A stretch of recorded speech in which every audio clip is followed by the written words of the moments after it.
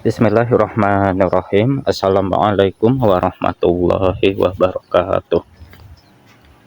Baik, kita lanjutkan kembali pada kitab Akhlaqul Labanin jilid yang kedua, karangan dari Syekh Umar bin Ahmad Baroja, dan kita masih berada di bab yang membicarakan tentang bagaimana seorang anak berakhlak, bertata krama, beradab kepada ayah dan ibunya.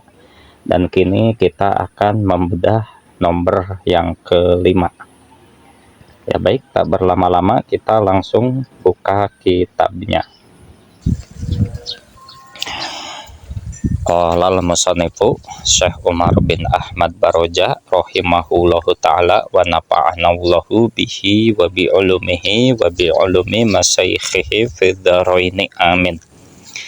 Idza talabta, apabila kamu seorang anak meminta min walidaika, dari kedua orang tuamu, syai'an, kepada sesuatu, fala tatlubhu, maka janganlah kamu wahai anak meminta kepada orang tuamu, amaman nasi, di depan orang banyak. Wa idza lam yu'tiyaka, dan apabila ayah ibumu tidak memberikan kepadamu, matlubaka, apa yang kamu pinta, paskut, maka diamlah kamu wahai anak. Li'annahuma, karena sesungguhnya ayah dan ibumu, a'rofu, lebih mengetahui, bimasyolihika, dengan apa-apa yang maslahat untukmu. Wahdar, dan waspadalah wahai anak, antagdoba, kamu marah, ya, waspadalah kamu marah, jangan sampai kamu marah kalau tidak diberikan sesuatu oleh kedua orang tuamu yang kamu inginkan. Patuhamhima, dan janganlah kamu seorang anak menggerutu, ya, menggerutu, ngomel-ngomel, auto abisa, atau bermuka masam, cemberut, ya, wajahaka, wajahmu, kepada orang tuamu, ya. Jadi kalau kamu meminta sesuatu lalu orang tuamu tidak mengabulkannya, tidak memberikannya, maka janganlah kamu menggerutu, ngomel-ngomel, apalagi sampai bermuka masam, ya, manyun gitu. Ya, kita lanjut. Wa idza jalasta, dan apabila kamu duduk wahai anak, amamahuma, di depan ayah ibumu, fa'ahsin, maka baguskanlah, hai ata julusika, cara dudukmu. Wala tado, dan janganlah kamu seorang anak janganlah kamu meletakkan rijlan, kakimu, ala rijlin, di atas kaki yang lain. Jangan mengangkat kaki yang satu ditumpuk di atas kaki yang lain. Ya baik, kita buka ke halaman berikutnya. Ya baik, kita tadi sampai pada wala tado rijlan ala rijlin, jangan menumpangkan satu kaki di atas kaki yang lain. Kita lanjut, wala tajlis, dan janganlah kamu seorang anak duduk, wahuma ko imani, sedangkan kedua orang tuamu keduanya sedang berdiri. Nah, jadi kalau kedua orang tua kita sedang berdiri, sebaiknya kita jangan duduk. Wala tamsi, dan janganlah kamu wahai anak berjalan, wahuma waro'aka, sedangkan kedua orang tua kita berada di belakang kita, ya.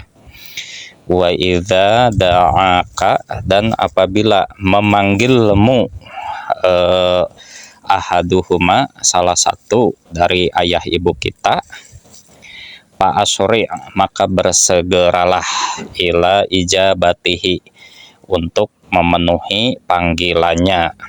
Kalau orang tua kita memanggil kita, kita harus cepat memenuhi panggilannya.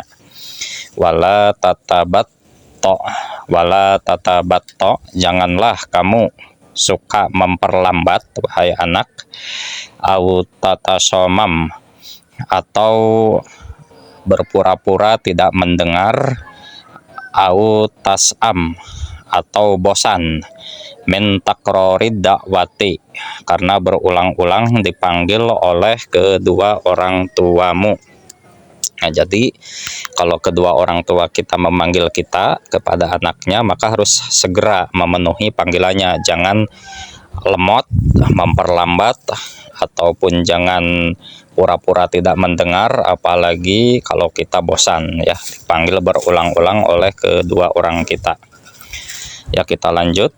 Wahdzar, dan waspadalah wahai anak, goyatal hadari, dengan sepenuh-penuhnya kewaspadaan, antasubba, kamu suka memaki, aba ahadin, kepada ayahnya seseorang, kepada ayahnya orang lain, au ummahu, atau memaki kepada ibunya orang lain, li alla yasubba, agar supaya tidak memaki pula si orang lain itu walidaika, kepada ayah ibumu.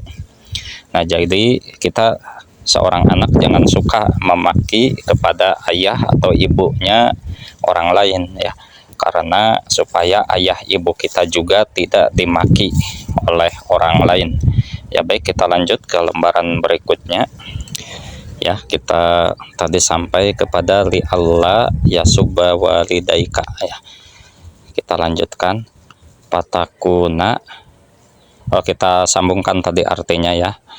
Jadi janganlah seorang anak agar tidak suka memaki kepada ibu dan ayahnya orang lain, agar supaya ayah ibu kita juga tidak dicela oleh orang lain. Ya, kita lanjut.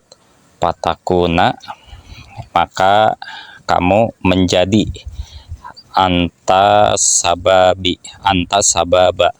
kamu menjadi penyebab fidzalika, dari itu semua. Jadi maksudnya kalau kamu mencela, memaki ayah dan ibunya orang lain, maka kamu menjadi penyebab ayah dan ibu kamu juga nanti dicaci pula oleh orang lain gitu. Jadi kamu jangan sampai menjadi penyebab ayah dan ibu kamu dicela, dimaki oleh yang lainnya, gara-gara kamu mencela, memaki ayah dan ibunya orang lain juga. Ya, kita lanjutkan. Wa fil hadisi, dan di dalam sebuah hadis dikatakan ya, apa bunyi hadisnya? Minal kabairi, termasuk salah satu dosa yang paling besar. Jadi harus hati-hati ya. Termasuk salah satu dosa yang paling besar adalah satmu rojuli, mencaci seseorang, walidayhi, kepada kedua orang tuanya. Qalu, berkatalah para sahabat, ya Rasulullah, wahai Rasulullah, wahal yastimu, apakah mencacinya ar-rajulu, seseorang, walidayhi, kepada kedua orang tuanya?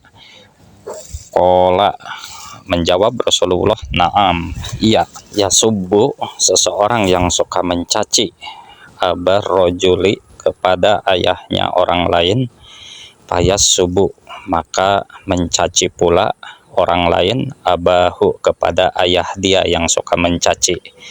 Wa yasubu ummahu, dan seseorang yang suka mencaci maki kepada ibunya orang lain, payasubbu, maka mencaci pula orang lain itu ummahu, kepada ibunya yang suka mencaci.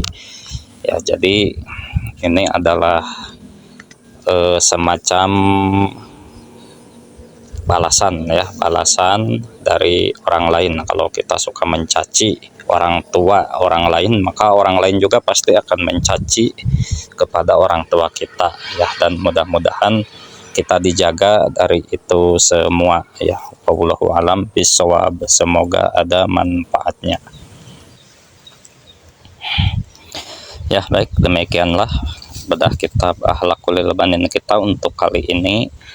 Ya, kita lanjut lagi di kesempatan yang lain. Kurang lebihnya mohon maaf. Saya pamit undur diri. Wassalamualaikum warahmatullahi wabarakatuh.